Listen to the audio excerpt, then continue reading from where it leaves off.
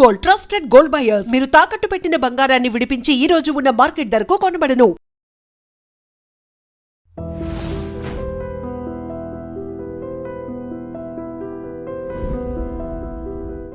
నమస్తే, నేను Kavitha. Welcome to I dream news and నిజాలు. 4 రాష్ట్రాలు, ఒక కేంద్ర పాలిత ప్రాంతానికి ఎన్నికలు జరిగాయి, ఫలితాలు కూడా వచ్చాయి. అందులో అత్యంత ఆసక్తికరంగా అందరూ చర్చించుకుంటున్నటువంటి 2 రాష్ట్రాలు, ఒకటి తమిళనాడు, ఒకటి వెస్ట్ బెంగాల్. తమిళనాడులో సీఎంగా విజయ్ ఎవరి మద్దతుతో ప్రమాణ స్వీకారం చేయబోతున్నాడు అనే దాంతో పాటుగా వెస్ట్ బెంగాల్లో ఎవరు సీఎం అవుతారని. బట్ ఇంతకు మించినటువంటి జరగాల్సినటువంటి ఇంకొక చర్చ, విజయ్ వెనకాల అంత విజయం రావడానికి చేసినటువంటి కృషి ఏంటి, ఎలాంటి కారణాలు ఉన్నాయి అనే దాంతో పాటుగా మమతా బెనర్జీని ఓడించడానికి బీజేపీ ఎలాంటి వ్యూహాన్ని రచించింది, బెంగాల్లో ఎలా ఎంటర్ అయింది. మనతో పాటుగా ఉన్నారు సీనియర్ జర్నలిస్ట్ సురేష్ కొచ్చతిల్ గారు. సార్ నమస్తే. So that was huge. ఎవరు ఎక్స్పెక్ట్ చేయలేదు, అన్ప్రెడిక్టబుల్గా అనిపించింది అనుకున్నప్పుడు. జస్ట్ మై యాక్సిస్ ఇండియా వాళ్ళు మాత్రమే దాన్ని ప్రెడిక్ట్ చేశారు. 90 నుంచి 120 మధ్యలో, అంటే ఒక ఆన్ డాట్గా చెప్పుకోవచ్చు. ఎక్సెప్ట్ మై యాక్సిస్ ఇండియా, ఎవరు కూడా చెప్పలేదు విజయ్ గురించి. అక్కడ ఇంత మ్యాసివ్ హ్యూజ్ విజయం ఎలా వచ్చింది? బట్ ఇంత అయినప్పుడు కూడా అరే అక్కడి దాకా వెళ్ళామే, మనం అది రావట్లేదే మనకు అని ఒక ఫీల్. సీఎంగా అవడానికి ఒక అడుగు దూరంలో ఉంటే ఎవరు హెల్ప్ చేస్తారని మీరు అనుకుంటున్నారు? చాలా ఈజీ యాక్చువల్లీ, దాంట్లో పెద్ద ప్రాబ్లం లేదు. ఇప్పుడు ఆల్రెడీ కాంగ్రెస్ని ఇన్వైట్ చేశారు. కానీ కాంగ్రెస్కి ఒక ప్రాబ్లం ఏంటంటే, ఒకసారి వాళ్ళు విజయ్తో వెళ్ళిపోతే వాళ్ళకి 5 ఎమ్మెల్యేలు ఉన్నారు ఇప్పుడు. ఒకటి, వాళ్ళు ఇండియా అలయన్స్ నుంచి డిఎంకే బయటకు వెళ్ళిపోతారు. That's very very clear. అది కాంగ్రెస్కి ఇంకా పెద్ద ప్రాబ్లం కాబోతుంది రేపు ఈ 5 సీట్ల కోసం. ఇంకోటి, వీళ్ళు మిగతా వాళ్ళు కమ్యూనిస్ట్ పార్టీ 2 సిపిఐకి 2 సిపిఎంకి 2 దాంతో అంతా పాటాల మక్కలకి వచ్చి వాళ్ళకి 4 సీట్లు 5 సీట్లు ఉన్నాయి. వాళ్ళందరూ కలుపుకుంటే అయిపోతుంది. మెజా 118 ఇస్ రిక్వైర్డ్. 108 ఉంది. 10 సీట్లు ఇంకా ఎక్స్ట్రా కావాలి, 10 ఎమ్మెల్యేస్ కావాలి. అది వచ్చేస్తారులే, నాట్ అన్ ఇష్యూ. కానీ ప్రాబ్లం అది కాదు. ప్రాబ్లం అక్కడి నుంచి ముందుకు వెళ్తూ విజయ్ని ఒక ఇన్ఎక్స్పీరియన్స్ పొలిటీషియన్గా ఆయన స్టేట్ ఎట్లా పరిపాలిస్తారు, అది ఒక పెద్ద ఇష్యూ కాబోతుంది. అది నిన్న కూడా బహుశా చెప్పుంటాను నేను. ఎన్టీ రామారావు గారు తెలుగుదేశం పార్టీని తయారు చేసి తీసుకొచ్చిన, ఆయనకి ఇదే ప్రాబ్లం ఉండే. సడన్గా ఇట్ బికేమ్ వెరీ ఎమర్జ్ అయింది పార్టీ. స్లోగా జరగలేదు. విజయ్కి అట్లీస్ట్ 2 సంవత్సరాల నుంచి ఆయన చేస్తున్నారు, కానీ ఎన్టీఆర్ గారికి ఆ టైం కూడా లేకుండే. బట్ ఆయన ఏం చేశారంటే, ఆ టైంలో చంద్రబాబు నాయుడు గారిని బ్యాక్ రూమ్ బాయ్గా పెట్టుకున్నారు. అండ్ నాయుడు గారు మొత్తం చక్రం అంతా తిప్పారు ఆయన. అది పొలిటీషియన్స్ ఉండొచ్చు, ఆయన కలవడానికి వస్తున్న వాళ్ళు కానివ్వండి, బ్యూరోక్రాట్స్ ఉండొచ్చు, సెంట్రల్ గవర్నమెంట్తో ఉన్న లియాజన్ ఉండొచ్చు, ఇదన్నీ ఆయన చాలా బాగా కోఆర్డినేట్ చేశారు. నడిమిట్లో మీకు తెలిసి ఉంటుంది, అది కూడా ఒక క్రైసిస్ జరిగింది. రామ్లాల్ గవర్నర్ అప్పుడు ఆయన్ని అన్సీట్ చేశారు. నాడేళ్ల భాస్కర్ రావు ఆయన యూఎస్కి వెళ్ళినప్పుడు, సర్జరీకి వెళ్ళినప్పుడు ఒక పెద్ద గేమ్ ఆడారు. ఇదంతా జరిగింది. సో ఎన్టీ రామారావు గారు చేసిన అదే అది విజయ్ కూడా చేయాల్సి వస్తుంది. ఒకటి, మీకు బ్యూరోక్రాట్స్ని డీల్ చేయడానికి మీకు తెలియదు, లేకుంటే వాళ్ళు నిజంగా మిమ్మల్ని నీళ్ళు ఆగిపిస్తారు. Especially IAS IPS officers. మన బ్రిటిష్ బీబీసీలో ఒక సీరియల్ ఉండే ముందు, ఎస్ మినిస్టర్ అని చెప్పి. దాంట్లో చాలా it was a comical series, కానీ దాంట్లో చూపిస్తారు బ్యూరోక్రాట్స్ ఎట్లా మ్యానిపులేట్ చేస్తారు మినిస్టర్స్ని అని.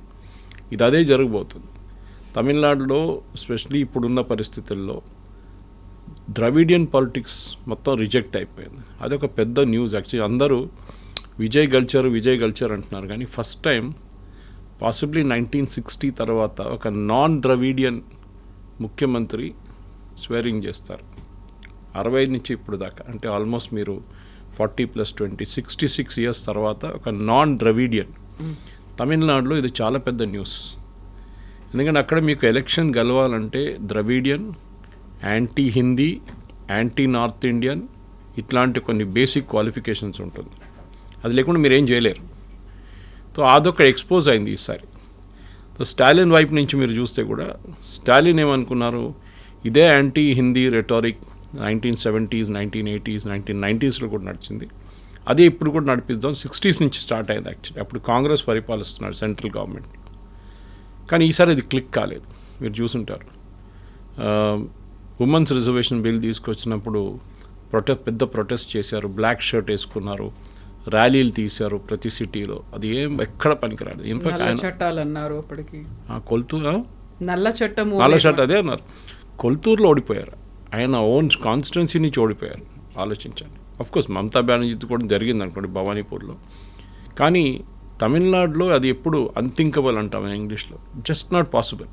దానికోసం మన అందరు చేసిన తప్పు. చాలామంది నిన్న జరిగిన కొన్ని చర్చలు యూట్యూబ్లో వచ్చినప్పుడు దాని కింద కామెంట్ నా మీద చేశారు. సురేష్ గారు మీరు తప్పు చెప్పారు, వెస్ట్ బెంగాల్ గెలవరు అన్నారు, విజయ్ గెలవరు అన్నారు, ఇది రెండు మీరు చెప్పింది తప్పైందని చెప్తే నేను చెప్పాను, యాజ్ ఎ హ్యూమన్ బీయింగ్ మనం వచ్చిన కొన్ని సర్వేలు చూసుకొని చెప్తాం, మన హంచ్ ఫీలింగ్ కూడా ఉంటుంది అది ఎప్పుడు. Okay, that first time politician, first time ఒక యాక్టర్ వస్తే ఇట్ కెనాట్ సక్సీడ్ అని చెప్పి ఒక నార్మల్ సెన్స్ ఉంటుంది. అది ఆయనకి ఇన్ఫ్రాస్ట్రక్చర్ ఉండదు, పార్టీ కాడర్ ఉండదు. ఇది ఏం లేకున్నా కానీ ఎట్లా గెలిచారు అనేది పెద్ద ఒక ప్రశ్న. యూజువల్గానే రాజకీయ విశ్లేషకులు దాంతో పాటుగా ఒక స్ట్రాటజిస్టులు అనే వాళ్ళు ఉంటారు, అడ్వైజర్లు ఉంటారు, సెఫాలజిస్టులు ఉంటారు. వీళ్ళందరినీ మించి సైలెంట్ ఓటర్లు ఉన్నారు. ఓటర్లు మాత్రం మాట్లాడకుండా సైలెంట్గానే ఉన్నారు కాబట్టి చెప్పడం అనేది కష్టమవుతుంది. అప్పుడు నిన్న మనం చేసిన లైవ్ డిస్కషన్లో సాయి శేఖర్ గారు ఒక మాట అన్నారు, ప్రశాంత్ కిషోర్ గారి గురించి చెప్పారు. ప్రశాంత్ కిషోర్ అడ్వైస్ చేశారు విజయ్ అని చెప్పేసి. Then I'm not surprised. Prashant Kishor advise చేశారంటే డెఫినెట్గా ఆయన స్ట్రాటజీ వైజ్ ఆయన ప్లాన్ చేసుకుని, చాలామంది ముఖ్యమంత్రులను ఆయన హెల్ప్ చేశారు ఆన్ ద వే. మనకు తెలిసిందే జగన్ కానీ, దానికన్నా ముందు డిఎంకే స్టాలిన్ కానివ్వండి, మమతా బెనర్జీ కానీ, మళ్ళీ కాంగ్రెస్ వైపు అక్కడ వెళ్తే అఫ్కోర్స్ అమరీందర్ సింగ్తో రిలేషన్షిప్ బాగా లేకుండే, సో బయటకు వచ్చేసారు ఆయన. సో చాలా చోట్ల ఆయన అడ్వైస్ చేసి సక్సీడ్ అయ్యారు కూడా. ఫెయిల్ అయిన కేసెస్ కూడా ఉంది మన దగ్గర. సో ప్రశాంత్ కిషోర్ ఆయనకి ఇచ్చిన అడ్వైస్ ఉంటుందంటే ఎస్, ఒక కార్డర్ బిల్డప్కి ఆయన సజెషన్స్ ఇచ్చి ఉంటారు, ప్రతి బూత్లో ఇది జరగాలి అది అని చెప్పేసి. అది మనం పాసిబ్లీ మనం ఇక్కడ కూర్చొని హైదరాబాద్లో కూర్చొని దాని ఇంపాక్ట్ మనకు తెలియకపోదు. కానీ అక్కడ వెళ్ళిన దగ్గర కూడా నేను మాట్లాడాను.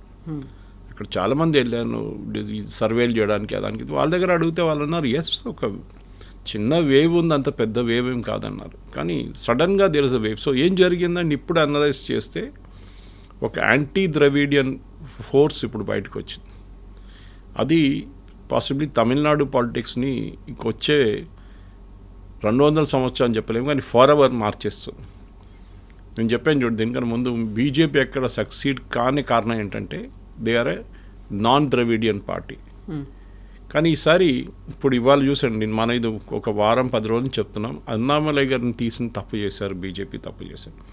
ఇవాళ ఎడిటోరియల్స్ చూస్తే వాళ్ళు ఏమంటున్నారు, అన్నామలై వెకేట్ చేసిన స్పేస్ని విజయ్ తీసుకున్నారు అని చెప్పి. అఫ్కోర్స్ అన్నామలైకి స్టార్ పవర్ లేదనుకోండి, కానీ he was a very popular person. ఆయన్ని అఫ్కోర్స్ మనకు తెలిసింది బ్యాక్ రూమ్ పాలిటిక్స్లో ఎడపాళి అన్నారు, ఆయన తీయకుండే మేము మీతో పొత్తు పెట్టుకోమని చెప్పి. ఇప్పుడు తిరిగి చూస్తే హైండ్ సైట్లో చూస్తే ఆ ఒక్క సీట్ కోసమేనా మనం ఇదంతా చేసామని చెప్పి బీజేపీ కూడా అనుకుంటారు. అన్నామలై గారు తీసుకెళ్ళినప్పుడు ఆ లోక్సభ ఎలక్షన్లో నాకు గుర్తుంది 10% ఓట్ పర్సంటేజ్ వచ్చింది బీజేపీ. ఈసారి 3 వచ్చింది. ఎందుకు అది? ఈ 3% కోసం వెళ్ళామా ఏడీఎంకేతోని? వాళ్ళు గెలవలేదు, బీజేపీని కూడా గెలిపించలేదు. వాళ్ళు కూడా ఓడిపోయారు. డెఫినెట్ వాళ్ళ ఓట్ ట్రాన్స్ఫర్ కూడా జరగలేదు. వాళ్ళు అట్లీస్ట్ ఏదో 40 ఎంతో గెలిచారు, వాళ్ళు 48 ఎంతో. So that is still there. కానీ ఆ ఓట్ ట్రాన్స్ఫర్ బీజేపీకి ఎందుకు జరగలేదు అంటే ఏఐడిఎంకే కార్డర్స్ బీజేపీకి పనిచేయలేదు, చాలా క్లియర్.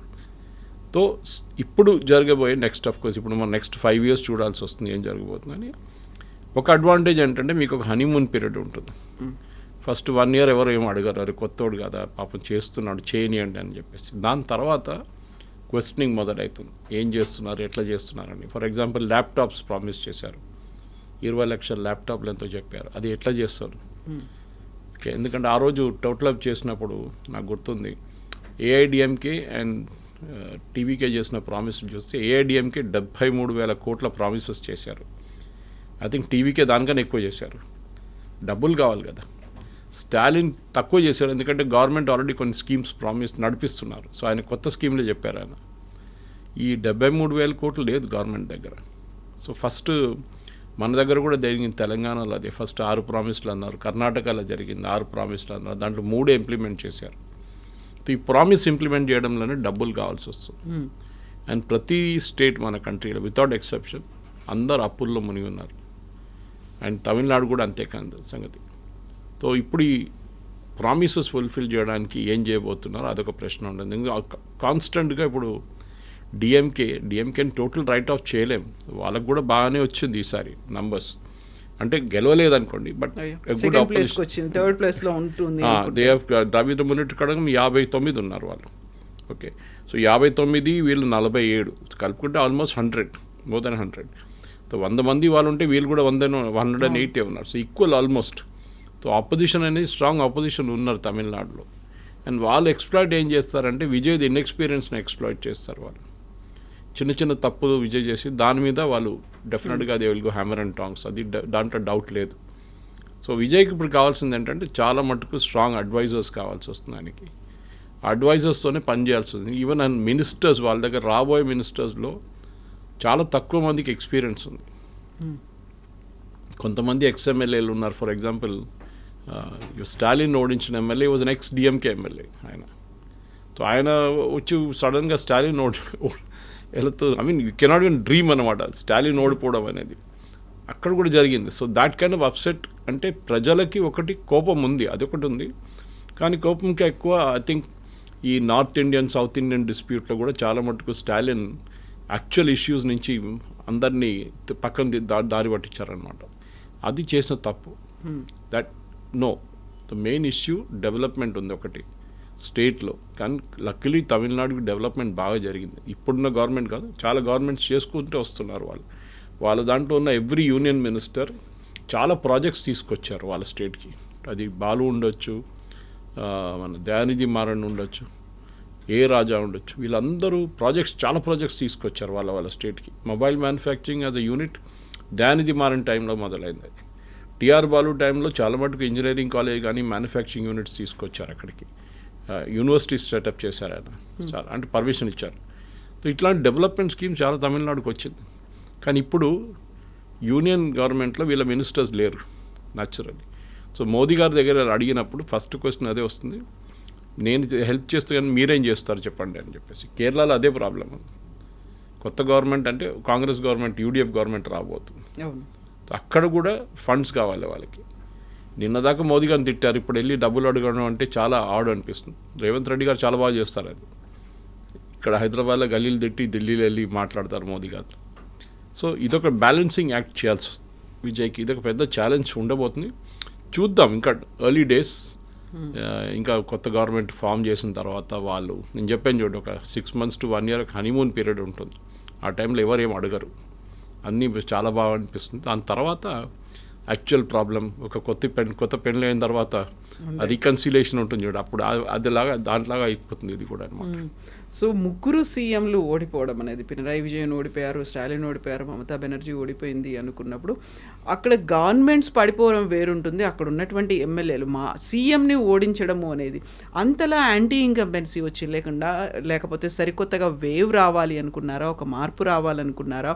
ఇక్కడ కూడా టీవీకే వస్తుంది అని అంతగా అనుకోలేదు సార్. వాళ్ళు సైలెంట్గా ఉందేమో, ఓట్లు వేస్తుంటారేమో. కానీ బెంగాల్లో కూడా చూస్తే అక్కడ ఒక క్లియర్ డివిజన్ అనేది కనిపించింది. వర్టికల్గా కావచ్చు, హారిజాంటల్గా కావచ్చు, ఇవన్నీ కనిపించింది. పోలరైజేషన్ విపరీతంగా అయింది. ఇక్కడ కూడా సనాతన ధర్మాన్ని మీరు వ్యతిరేకించారు కాబట్టి ఓటమి అనేది ఉంది. అక్కడేమో హిందూ పోలరైజేషన్, అక్కడ క్లియర్ డివిజన్ అనేది వచ్చినప్పుడు ఏవి కీ ఫ్యాక్టర్గా కనిపించాయి అసలు? పినరాయి విజయన్ ఎలక్షన్ ఓడిపోలేదు, హీ హస్ వన్. వాళ్ళ పార్టీ ఓడిపోయారు అంతే. వేరే స్టాలిన్ అండ్ మమతా బెనర్జీ వాళ్ళ సీట్లు ఓడిపోయారు, వాళ్ళ పార్టీ కూడా ఓడిపోయింది.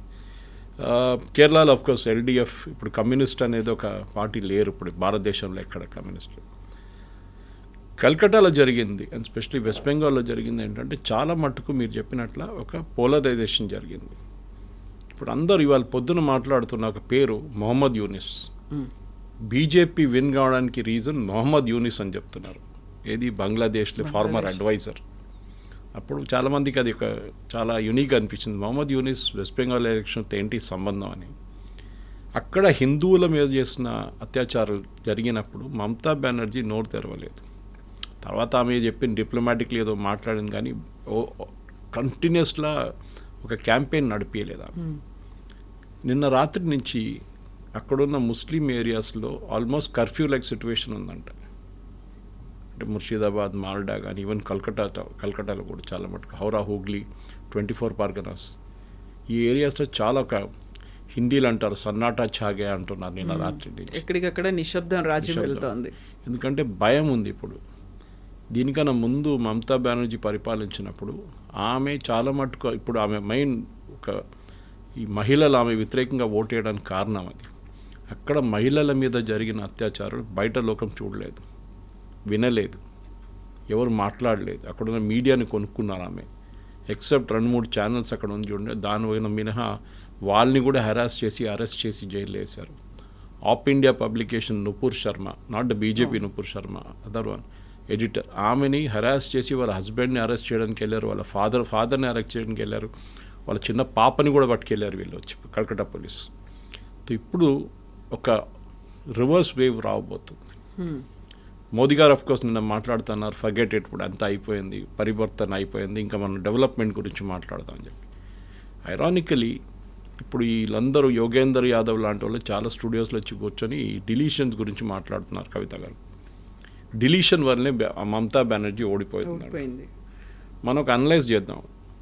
మొత్తం 90 లక్షల మందిని తీసేశారు రోల్స్ నుంచి. దాంట్లో 60 లక్షల మంది ఫస్ట్ ఫేజ్లో తీసేశారు. దాంట్లో డిస్ప్యూట్ లేదు, ఎవరు డిస్ప్యూట్ చేయట్లేదు. That is dead, permanently migrated and duplicate. కానీ దాని తర్వాత 27 లక్షల మందిని లాజికల్ డిస్క్రిపెన్సీలో తీసేశారు. వాళ్ళు దాని తర్వాత ఒక జ్యుడిషియల్ బెంచ్ పెట్టారు, వాళ్ళు ముందు వెళ్ళి అప్లికేషన్లు ఇచ్చారు, వాళ్ళు కూడా రిజెక్ట్ చేశారు. తో మమతా బెనర్జీ ఏం చెప్తున్నా, ఇల్లీగల్గా తీసేశారంటే ఆ జడ్జిలు ఇల్లీగల్గా పనిచేశారా? They were working under Calcutta high court and supreme court. And వాళ్ళు జడ్జెస్, వాళ్ళు ఒట్టి ఏదో కాగితం చూసి ఆఫీసర్లు కాదు, వాళ్ళు స్టేట్ లెవెల్లో లేకుంటే ఈవెన్ జూనియర్ ఐఏఎస్ ఆఫీసర్లు కాదు వాళ్ళు. దేవర్ డిస్ట్రిక్ట్ జడ్జెస్. అక్కడ జార్ఖండ్ నుంచి, ఒడిశా నుంచి, కల్కత్తా నుంచి, వెస్ట్ బెంగాల్ నుంచి, తలమటుకు అస్సాం నుంచి కూడా తీసుకొచ్చారు. వాళ్ళు ఆల్మోస్ట్ ఒక నెల 45 రోజుల పాటు వాళ్ళు మొత్తం చెక్ చేసిన తర్వాతనే వాళ్ళు అన్నారు సారీ నో. కొంతమందిని అప్రూవ్ చేశారు, ఆల్మోస్ట్ 50,000 మందిని. మిగతా వాళ్ళందరూ అపెలేట్కి వెళ్ళారు. మళ్ళీ ఇప్పుడు దాని అపెలేట్ రీడింగ్స్ వస్తుంది. ఇంకా కొంతమంది వాట్ ఐమ్ సీయింగ్ ఇస్ 1% కూడా అప్రూవ్ చేయట్లేదు అపెలేట్ కూడా. అంటే వాళ్ళు కాదు, that logical discrepancy was correct. ఇప్పుడు యోగేంద్ర యాదవ్ అంటున్నా అంటే ఈసారి బీజేపీకి టీఎంసీకి vote difference 5%. Last year election 2021లో 2,80,00,000 ఓట్లు టీఎంసీకి పడితే 2,20,00,000 ఓట్లు బీజేపీకి పడ్డది. 60,00,000 ఓట్లు డిఫరెన్స్ ఉండే. That is about 10% at that time. ఈసారి బీజేపీ గెలిచినప్పుడు బీజేపీకి 5% ఓట్లు డిఫరెన్స్ ఉందన్నమాట, బీజేపీకి టీఎంసీకి. యోగేంద్ర యాదవ్ లాజిక్ ఏంటంటే 27 లక్షల మందిని తీసేశారు కదా మీరు, వాళ్ళ ఓట్లే ఈ 5% అంటున్నారు. అక్కడే కనిపిస్తుంది. అక్కడే, అది తప్పు. ఈ లాజికల్ డిస్క్రిపెన్సీలో పక్కన పెట్టిన పేర్లలో who could not vote this time 66% మంది హిందువులు, మోస్ట్లీ మతువా కమ్యూనిటీ నుంచి, బంగ్లాదేశ్ నుంచి వచ్చిన ఎస్సీ కమ్యూనిటీ. వాళ్ళకి ఇంకా సిటిజన్షిప్ ఇవ్వలేదు, సో న్యాచురలీ వాళ్ళకి ఓట్ లేదు. కొంతమందికి ఇచ్చారు, 10% మందికి. ఇప్పుడు దాని ప్రాసెస్ స్టార్ట్ చేస్తున్నారు మళ్ళీ, సిఏఏ కింద, సిటిజన్షిప్ అమెండ్మెంట్ యాక్ట్ కింద వస్తుంది. 1/3 ఏమో ముస్లిమ్స్, అంటే 33% ముస్లిమ్స్, 66% మంది హిందువులు. అంటే డిలీషన్స్ ఎవరిది ఎక్కువ జరిగింది? హిందువులదే పోయింది కదా. అంటే బీజేపీ ఓడిపోవాలి కదా అక్కడ కూడా. బీజేపీ కానీ గెలిచారు అక్కడ కూడా. ఆ కాన్స్టిట్యున్సీ హిందూ మెజారిటీ ఉన్న కాన్స్టిట్యున్సీలకు ఇన్స్పైట్ ఆఫ్ డిలీషన్ బీజేపీ గెలిచారు. అటువైపు మీరు చూస్తే మాల్డా కానీ, ముర్షిదాబాద్ కానీ, 24 పర్గనాస్ అంతా టీఎంసీ గెలిచారు సీట్లు అక్కడ చాలా మటుకు. ఈసారి జరిగింది ఇంకో డిఫరెన్స్ ఏంటంటే కాంగ్రెస్ కొంచెం తీసుకెళ్ళిపోయారు ముస్లిం ఓట్స్. వాళ్ళు గెలిచిన దాంట్లో 3 కాంగ్రెస్లో 2 ఎమ్మెల్యేలు అండ్ 1 ఫ్రమ్ సిపిఎం, 3 ముస్లిమ్స్. ఇది మన అస్సాంలో కూడా చూస్తున్నాం. వాళ్ళు గెలిచిన 20, 22, 21 సీట్లలో 20 మంది ముస్లిమ్స్, హిందువులు లేరు అసలు, వైపౌట్.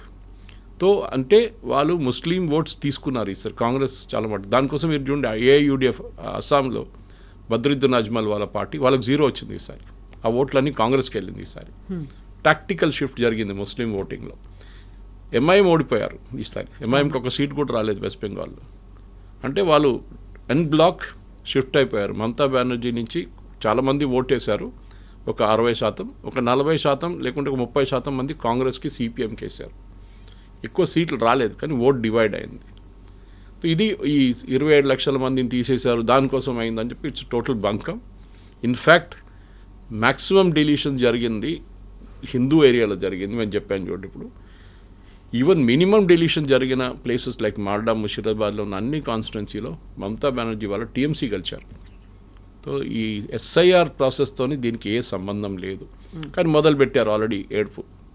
ఈ బీజేపీ మ్యానిపులేట్ చేశారు, ఎలక్షన్ కమిషన్ వాళ్ళు తోడున్నారు అని చెప్పేసి అని మొదలు ఇప్పుడే దాంట్లో రాహుల్ గాంధీ కూడా ఐఎమ్ సపోర్టింగ్ యూ అని ఇంకా వస్తుంది ఇప్పుడు ఓట్ చోరీ అది ఇది అని చెప్పి. కానీ ఈసారి ఓట్ చోరీ ఎక్కువ చెప్పలేము, ఎందుకంటే అది ఎస్ఐఆర్ ప్రాసెస్తో జరిగింది ఈసారి. గతంలో అయితే ఇలా గెలిచినప్పుడల్లా ఈవీఎంలను హ్యాక్ చేశారు అనేది వచ్చేది, బట్ ఇప్పుడు మాత్రం ఓట్ చోరీ జరిగింది అనే దాని మీద ఫోకస్ పెట్టారు. ఈవీఎంల గురించి అసలు మాట్లాడట్లేదు. లేదు, ఈవీఎం డిస్ప్యూట్ లేదు ఇప్పుడు ఈసారి. ఇన్ఫ్యాక్ట్ మీరు వెస్ట్ బెంగాల్ కన్నా ముందు మన బీహార్లో ఎలక్షన్ జరిగినప్పుడు అక్కడ కూడా ఎస్ఐఆర్ జరిగింది. అక్కడ కూడా ఆల్మోస్ట్ 68 లక్షల మందిని తీసేశారు ఓటర్ లిస్ట్ నుంచి ఆ టైంలో. ఈ 68 లక్షల మంది తీసిన 10 టాప్ కాన్స్టిట్యుయెన్సీస్ మీరు తీసుకుంటే మోస్ట్లీ సంతాల్ ఏరియా, ఆ ఏరియాలో వస్తుంది, ముస్లిం మెజారిటీలో నార్త్ బీహార్. అక్కడ ఏఎంకి ఒక సీట్ వచ్చింది, మీకు గుర్తుంటుంది, 4 సీట్లు వచ్చినాయి and 1 seat went to RJD. The top 5 అంటే మ్యాక్సిమం ముస్లిం ఏరియాలో ఉన్న డిలీషన్ జరిగిన దాంట్లో కూడా ఎంఐఎం 4 సీట్లు గెలిచారు, ఆర్జేడీ 1 సీటు గెలిచింది. వాళ్ళు ఓడిపోవాల్సింది కదా, అక్కడ జరగలేదు. Next fight that is 6 to 10 top deletion జరిగిన ప్లేస్లో ఆ 5 సీట్లు ఆర్జేడీ గెలిచారు. బీజేపీకి 1 సీట్ రాలేదు అక్కడ. సో 10 సీట్లో బీజేపీకి 1 సీట్ కూడా రాలేదు, in spite of maximum deletions in that area ఎస్ఐఆర్లో. సో దాంతో తెలిసిపోతుంది ఈ పెద్ద క్యాంపెయిన్ మమతా బెనర్జీ కానీ వీళ్ళందరూ నడిపించింది ముస్లిమ్స్ని తీసేస్తున్నారని. కాదు, తీశారు, దానికి ప్రూఫ్ ఉంది, వాళ్ళు డాక్యుమెంట్ సబ్మిట్ చేయలేదు, ఆ డాక్యుమెంట్ రిజెక్ట్ చేశారు. వెస్ట్ బెంగాల్లో అయితే నేను చెప్పాను చూడండి, జ్యుడిషియల్ ప్రాసెస్ కూడా ఉండే. కానీ ఇప్పుడు వెస్ట్ బెంగాల్లో బేసిక్లీ జరిగింది ఏంటంటే, మీరు ఇండస్ట్రియల్ ఏరియా చూడండి, మైనింగ్ అండ్ మ్యానుఫ్యాక్చరింగ్ ఉన్న పాత ఇండస్ట్రియల్ ఏరియా చాలా మటుకు బంద్ అయిపోయింది. అక్కడ మ్యాక్సిమం ఓట్లు బీజేపీకి పడ్డది ఈసారి. అంటే వాళ్ళకు డెవలప్మెంట్ అని కావాలి. చాలా చూసుకున్నాం ఈ పాలిటిక్స్, బోర్ కొట్టేసింది. ఇప్పుడు వీ వాంట్ డెవలప్మెంట్. మా దగ్గర ఇండస్ట్రీస్ లేదు, మా పిల్లలంతా బయట వెళ్తున్నారు, బయట పని చేస్తున్నారు, మాకు ఇక్కడే ఇండస్ట్రీస్ పెట్టండి. ముందు ఎట్లా ఉండే బెంగాల్ అట్లని తీసుకురండి. బీసీ రాయ్ టైంలో కానీ సిద్ధార్థ్ శంకర్ రాయ్ టైంలో, కాంగ్రెస్ ఆ టైంలో పరిపాలించిన అదే డెవలప్మెంట్ మాకు కావాలని చెప్పేసి. కానీ ఈ సిపిఎం వాళ్ళు దాని తర్వాత మమతా బెనర్జీ చేసిన సింగూర్ అజిటేషన్ కాకుండా వెస్ట్ బెంగాల్ని ఒక పాజిటివ్ దానికోసం మోదీ గారు చూడండి, ఆయన డెవలప్మెంట్ గురించే మాట్లాడారు అక్కడ. బీజేపీ లోవర్ రంగ్లో హిందూ పోలరైజేషన్ నడిపించారు, కానీ ప్రైమ్ మినిస్టర్ లెవెల్లో మోదీ గారు ఒక బ్రాడర్ పిక్చర్, పక్కన ఆసాం చూడండి ఎంత బాగా డెవలప్ చేస్తున్నారు, ఎన్ని బ్రిడ్జ్లు కట్టారు, ఎన్ని ప్రాజెక్ట్స్ లాంచ్ చేశారు, semi conductor manufacturing unit start చేయబోతున్నారు. ఇదంతా అక్కడ జరుగుతుంది, ఇక్కడ ఎందుకు జరగట్లేదు అని చెప్పేసి. సో బేసిక్లీ పరివర్తన్ అండ్ ఏం చెప్తారు, ఒకటి ఉద్యోగాలు, ఇంకోటి ఈ కొన్ని మటుకు మమతా బెనర్జీ కూడా వీళ్ళు 1500 ఇస్తాను, మేము 3000 ఇస్తాం మహిళలకి. కానీ ఈసారి మహిళలు మమతా బెనర్జీ వ్యతిరేకంగా ఓటేశారు ఇన్స్పైట్ ఆఫ్ ఆల్ దట్. మనం ఎప్పుడు చదువులేని మహిళల్ని మనం అనుకుంటే వీళ్ళని డబ్బులు పెట్టి కొనుక్కోవచ్చు, పెద్ద పనేం లేదు, మన దగ్గర కూడా జరుగుతుంది అది.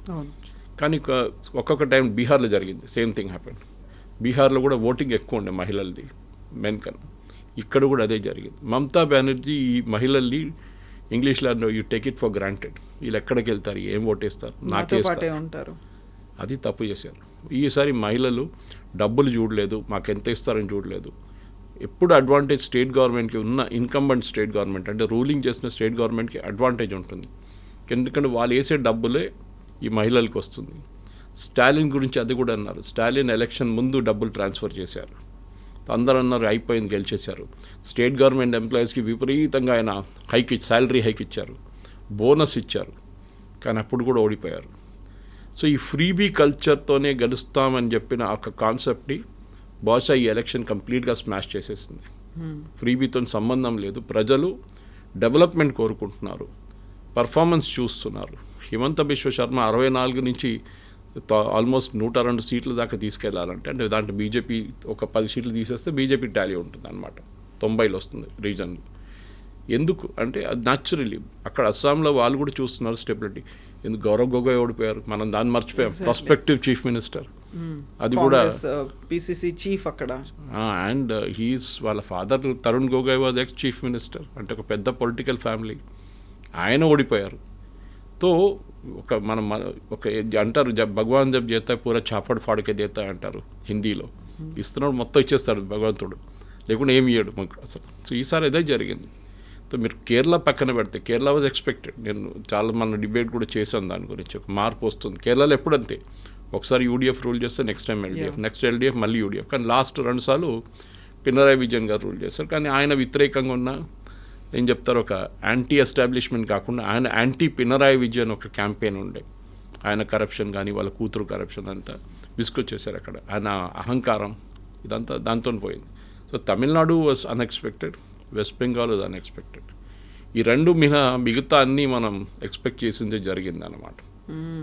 అయితే ఇక్కడ 2 రాష్ట్రాల్లో 2 సరికొత్త ప్రభుత్వాలు, కొత్త పార్టీలు ఫామ్ చేస్తున్నాయి అనుకుంటున్నప్పుడు, ఇప్పటిదాకా ఉంది ఉత్తరాది దక్షిణాది అనేటువంటి ఒక వివక్ష ఉంది అనే మాట స్టాలిన్ చెప్తూ వచ్చాడు. సో ఇక్కడ కొత్త ప్రభుత్వానికి కేంద్ర ప్రభుత్వం సహాయ సహకారాలు ఉంటుందా, వివక్ష లేకుండా ఉంటుందా, ఎలాంటి రిలేషన్స్ అనేవి ఉంటాయనే దాంతోపాటుగా వెస్ట్ బెంగాల్కి బంగ్లాదేశ్కి మధ్యలో ఉన్నటువంటి రిలేషన్స్, బయలాటరల్ రిలేషన్స్ ఎలా ఉంటాయి, ఇంపాక్ట్ అనేది ఎలా ఉంటాయి, ఇన్ఫిల్ట్రేటర్స్ గురించి మాట్లాడినప్పుడు ఫోకస్ అనేది ఎలా పెడుతుంది బీజేపీ అక్కడ అనేది?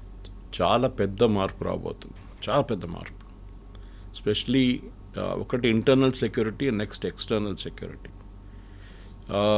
మీరు national crime records bureau data తీస్తే కవిత గారు లాస్ట్ 5 సంవత్సరాలు తీసుకోండి, 10 అక్కర్లేదు, ఫర్ వెస్ట్ బెంగాల్ 5 సంవత్సరాలు తీసుకోండి, number of rapes, murder, and these are reported report కానీ చాలా ఉంటుంది.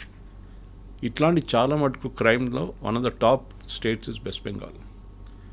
అది మమతా బెనర్జీ అన్నిటికంటే నెగటివ్, అందుకే మహిళగా ఉండి, అండ్ దట్ ఫస్ట్ టైం మీకు గుర్తుంటుంది, వాళ్ళ టైమ్స్ ఆఫ్ ఇండియాలో ఫోటో కూడా వేశారు. ఒక మహిళని చంపేశారు, రేప్ చేశారని చెప్పి ఆమె 20 సంవత్సరాల ముందు పోరాటం చేసిన మహిళ ఈమె. అప్పుడు సిపిఎం పరిపాలిస్తున్నారు. వ్యతిరేకంగా కల్కట్టా రోడ్లో దిగి కొట్లాడి పోరాడి జస్టిస్ తీసుకొచ్చిన ఆమెకి, అమ్మాయి కోసం తీసుకొచ్చిన మహిళ మమతా బెనర్జీ. కానీ ఆర్జీకార్ ఇన్సిడెంట్ జరిగినప్పుడు ఆమె ఎట్లా బిహేవ్ చేశారు, ఆమె పార్టీ వాళ్ళు ఎట్లా బిహేవ్ చేశారు, వాళ్ళ ఎంపీ మహువా మొయిత్రా కానీ సాగరికా ఘోష్ కానీ ఎట్లా మాట్లాడారు మహిళల గురించి. అంటే వీళ్ళు అనుకుంటున్నారు ఏదో మేకప్ చేసుకొని, వాళ్ళ ఐ థింక్ సంబడి షెఫాలి వైద్య ట్వీటెడ్, లిప్స్టిక్ వేసుకొని మేకప్ చేసుకుంటే మహిళలు ఒక ఎంపవర్డ్ అయిపోతారు అనుకుంటా. కాదు, ఈసారి గెలిచిన దాంట్లో ఒక హౌస్ మేడ్ ఉంది బీజేపీ వైపు నుంచి, ఆర్జీకార్ ఆ అమ్మాయి వాళ్ళ మదర్ గెలిచారు. ఇది చాలా ఇంపార్టెంట్, ఎందుకంటే కల్కటాలో అదొక పెద్ద ఇష్యూ ఉండే, వెస్ట్ బెంగాల్లో ఎస్పెషలీ, దట్ మహిళలకి సురక్ష లేదు, మహిళలకి వాళ్ళ మీద అత్యాచారాలు జరుగుతున్నాయి అని చెప్పి చాలా మటుకు పెద్ద ఒక క్యాంపెయిన్ ఉండే బీజేపీది. ఈ అండర్ కరెంట్ మనం ఎవ్వరు ఊహించలేదు, ఇంత పెద్ద అండర్ కరెంట్ ఉంటుందనేది. అది బహుశా అమిత్ షా గారికో మోదీ గారికి గుర్తుంటూ ఆయనకు వాళ్ళు గెస్ట్ చేశారు బాగానే.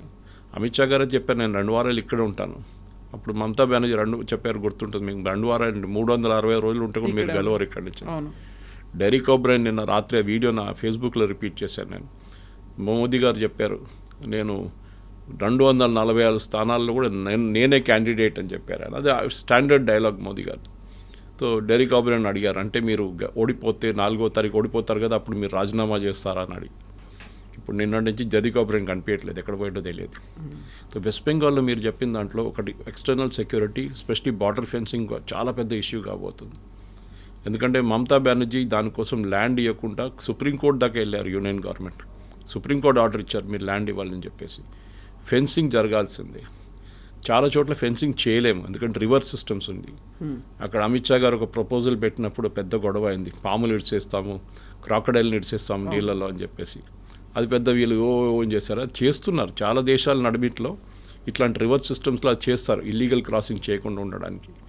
కానీ బంగ్లాదేశ్లో ఇప్పుడు జరిగిన, నేను చెప్పాను స్టార్టింగ్ ద డిస్కషన్ చెప్పాను చూడండి, మొహమ్మద్ యూనిస్ గవర్నమెంట్ అప్పుడు అక్కడున్న హిందువుల మీద చేసిన అత్యాచారాలు చూసిన హిందువులు వెస్ట్ బెంగాల్ వాళ్ళకు కూడా ఒక, ఎందుకంటే దీనికన్నా ముందు యాక్షన్ డే చూసాం మనం బిఫోర్ ఇండిపెండెన్స్, ఎంతమంది హిందువులను చంపేశారు అప్పుడు వెస్ట్ బెంగాల్. అప్పుడు బెంగాల్ ఉండే, వెస్ట్ బెంగాల్ లేకుండా అప్పుడు చూసాం అంతా అత్యాచారం.